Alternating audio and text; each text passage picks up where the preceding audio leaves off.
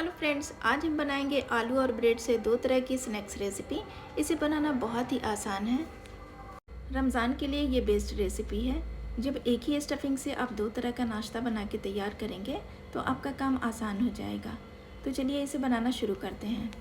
इसे बनाने के लिए हमने 3 बड़े साइज़ के आलू को बॉईल करने के बाद ठंडा करके इसे ग्रेट कर लिया है। इसे बोल में ट्रांसफ़र करने के बाद हमने लिया है 1 कटोरी ग्रेट की हुई पनीर। इसे भी डाल देंगे और इसी के साथ हमने लिया है आधी कटोरी प्याज। प्याज को भी हमने रफली चॉप करके ले लिया है। और अब डालेंगे आधी कटोरी शिमला मिर्च। इसे भी हमने बारीक चॉप कर लिया है। साथ ही में डालेंगे थोड़ी सी धनिया पत्ती। 1 टीस्पून डालेंगे चिली फ्लेक्स।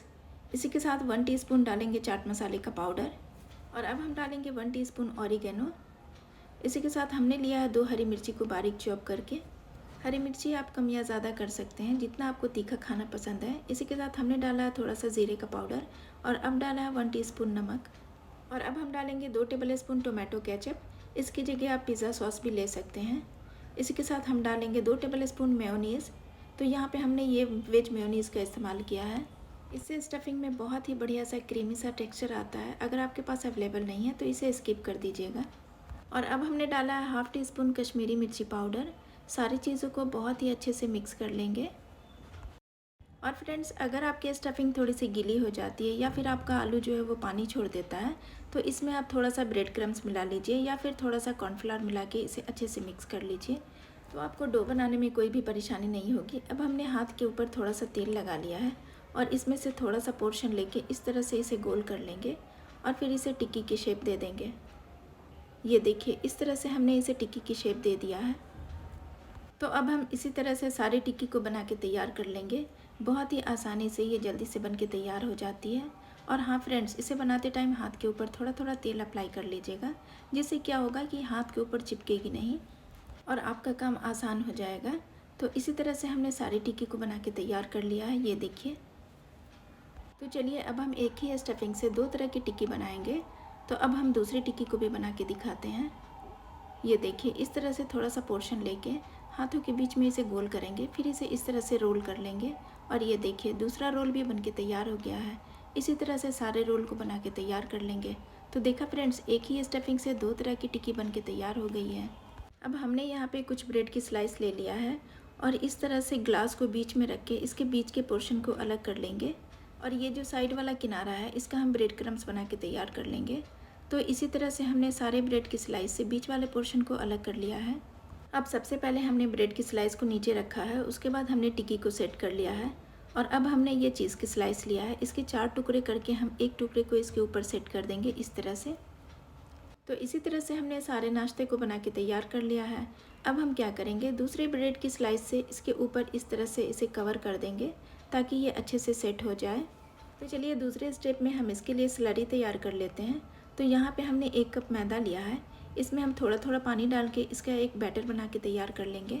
इसी के साथ हमने यहाँ पे half teaspoon chilli flakes add किया है और अब ऐड किया है हाफ़ टी स्पून नमक। दोनों को हम अच्छे से मिक्स कर लेंगे।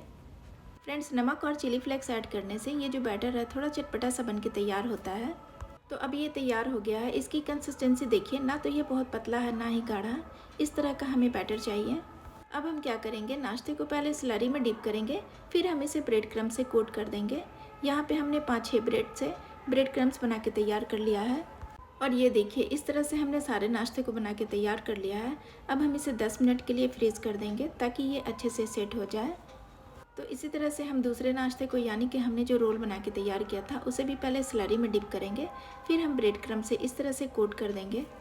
तो हमने दोनों नाश्ते को इसी तरह से बना के तैयार कर लिया है। अब हम इस दोनों को 10 मिनट के लिए फ्रीज़ कर देंगे ताकि ये अच्छे से सेट हो जाए। इसकी कोटिंग जो है बहुत अच्छे से सेट हो जाती है फ्रीज़ करने से। और जब आप इसे गरम गरम तेल में फ्राई करेंगे तो बहुत ही क्रिस्पी सी लेयर आती है इसके ऊपर। तो चलिए 10 मिनट बाद हम इसे फ्राई कर लेते हैं। तो तेल को हमने हाई फ्लेम पे गर्म कर लिया है और जब तेल अच्छे से गर्म हो जाएगा तब हम इसमें एक एक करके सारे नाश्ते को डिप कर देंगे और 30 से 40 सेकंड तक इसी तरह से एक साइड से इसे पकने देंगे। फिर इसकी साइड को इस तरह से टर्न कर देंगे और फिर गैस की फ्लेम को मीडियम कर दीजिएगा ताकि ये जले ना। और इसे दोनों साइड से पलटते हुए मीडियम फ्लेम पे अच्छे से गोल्डन क्रिस्पी होने तक इसे फ्राई कर लीजिएगा। तो इसी तरह से इसे दोनों साइड से पलटते हुए फ्राई कर लीजिएगा ताकि इनके ऊपर गोल्डन सा प्यारा सा कलर आ जाए। तो अब हम इसे निकाल लेते हैं। तो फ्रेंड्स बहुत ही कम टाइम में बहुत ही टेस्टी, ऊपर से क्रिस्पी अंदर से सॉफ्ट ये नाश्ता बन के तैयार हो गया है। तो देखा आपने, इसे बनाना कितना आसान है। बिना कोई झंझट के ये जल्दी से बन के तैयार हो जाती है। रमज़ान के लिए ये बेस्ट रेसिपी है, इसे ज़रूर ट्राई कीजिएगा। तो इसी तरह हम दूसरे नाश्ते को भी फ्राई कर लेते हैं।